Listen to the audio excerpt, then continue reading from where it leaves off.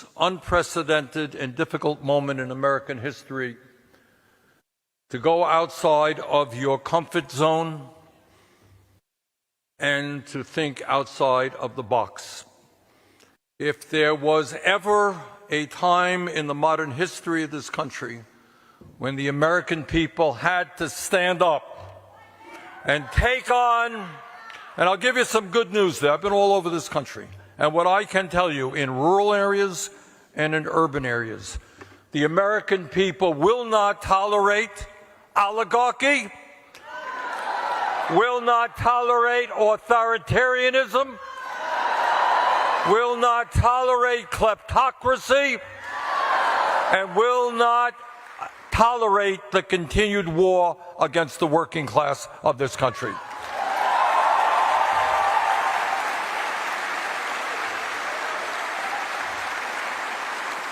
So what I want to do this evening is just talk a little bit about what you're not going to see on your corporately owned TV networks or in your corporately owned United States Congress. So let's talk about reality.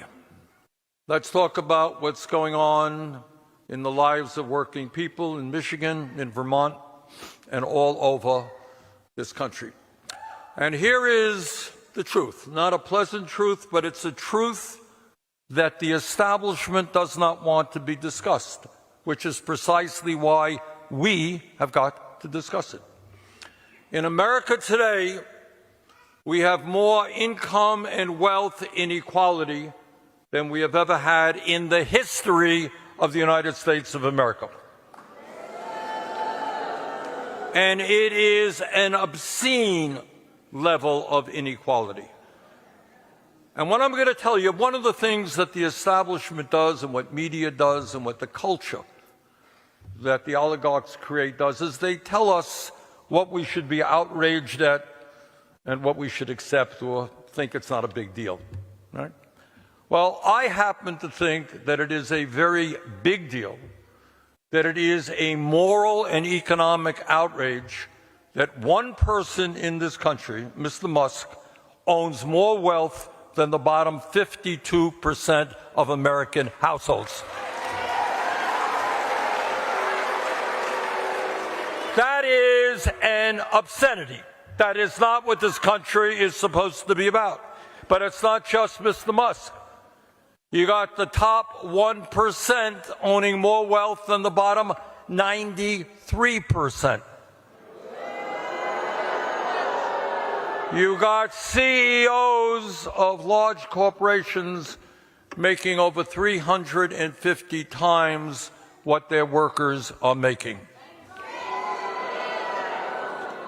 So, in other words, point number one, today the 1%, the people on top, have never, ever had it so good. That's reality number one. Number two, it's not just that we're looking at massive income and wealth inequality. These guys have enormous economic power. Power. What does that mean? It means that in sector after sector of our economy, whether it is agriculture, whether it's financial services, whether it's transportation, you name it, a handful of giant corporations control that sector and determine the prices that you pay. And if you think one of the amazing things, you can go Google it, is that many of these large corporations that you're familiar with, whether it's Apple or General Motors or whatever it may be, they are themselves owned by entities larger than them. So you got a handful of gigantic Wall Street firms like Vanguard, BlackRock, State Street, that are the major stockholders in over 95% of American corporations. A handful of major Wall Street firms have enormous power over the economy.